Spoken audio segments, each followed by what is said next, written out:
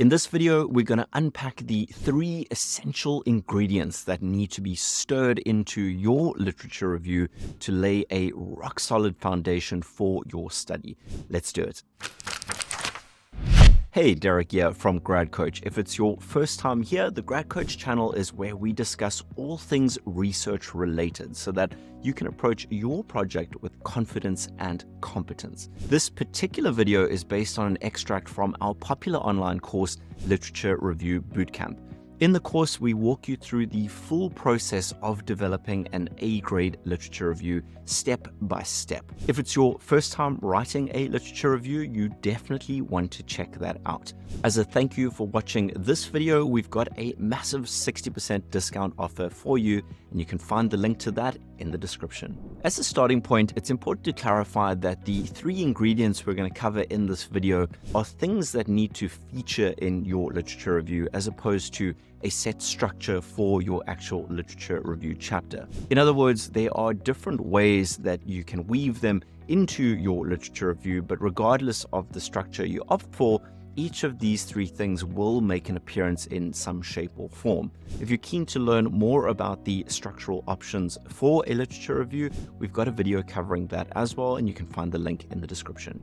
So let's kick off with the first essential ingredient, and that is the theoretical framework, and this is also called the foundation of theory. The foundation of theory, as the name suggests, is where you'll lay down the foundational building blocks for your literature review so that the reader can get a clear idea of the core concepts, theories, and assumptions that are going to underpin your study. Typically, you'll cover a few things within the theoretical framework. First, you'll need to clearly define the key constructs and variables that are going to feature within your study. In many cases, any given term can have multiple different definitions or even just interpretations. For example, different people will define the concept of integrity in different ways. This variation in interpretation can, of course, wreak havoc on your study and how it's interpreted. So in this section, this is where you're going to iron it all out, and you're going to pin down what exactly you mean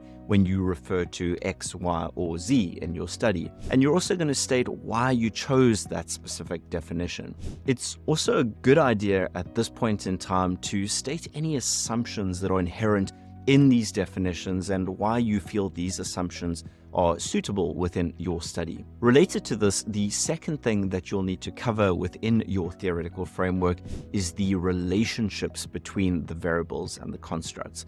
For example, how does one variable potentially affect another variable? Does A have an impact on B? Does B have an impact on A? Or is it bidirectional? In other words, you want to connect the dots between the different things of interest that you're going to be exploring within your study. Lastly, and very importantly, you need to discuss the existing theories that are relevant to your research aims and your research questions. For example, if you were, say, investigating the uptake or adoption of a certain application or a software, you might discuss something like Davis's technology acceptance model and unpack what it has to say about the factors that influence technology adoption. More importantly, though, you need to explain how this impacts your expectations about what you'll find in your own study. In other words, your theoretical framework should reveal some insights about the answers you expect you might find to your research questions when you actually go out and do your fieldwork. If this all sounds a bit fluffy, don't worry, we do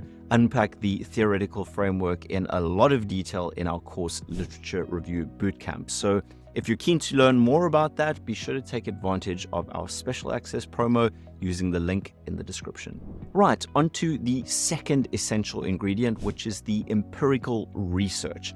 This section is where you're going to present a critical discussion of the existing empirical research that is relevant to your research aims and your research questions. But what exactly is empirical research? Well, simply put, empirical research includes any study that involves actual data collection and analysis, whether that's qualitative data or quantitative data or even a mix of both.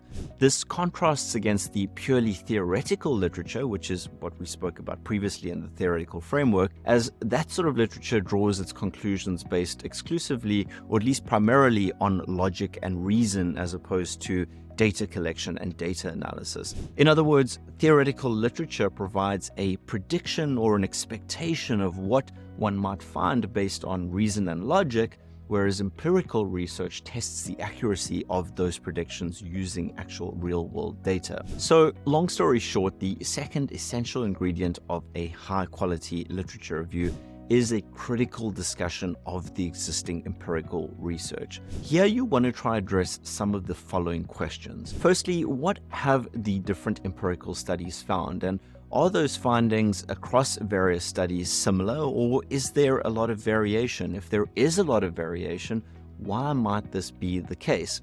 You also want to ask the question, well, what contexts have and haven't been covered? For example, studies might have concentrated on certain countries or cities or cultures and so on. You also want to ask what sorts of research methodologies have been used, and how could those help you in developing your own research methodology? Simply put, the task here is to critically analyze what's been done and what's been found in the empirical research. And you want to do this so that you can assess the current state of knowledge and identify potential research gaps, which then leads us to our third essential ingredient.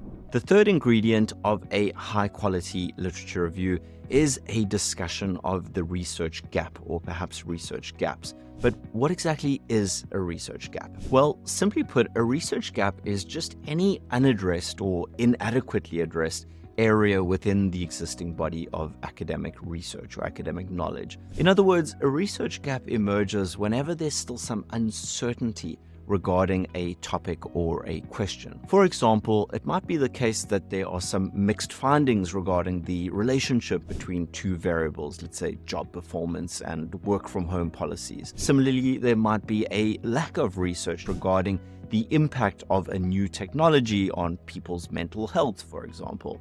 On the other end of the spectrum, there might be a wealth of existing research, but all of that research has focused on a certain context, let's say in the US, and there's been very little research in another context, let's say China. These are just random examples, but as you can see, research gaps can emerge from many different places.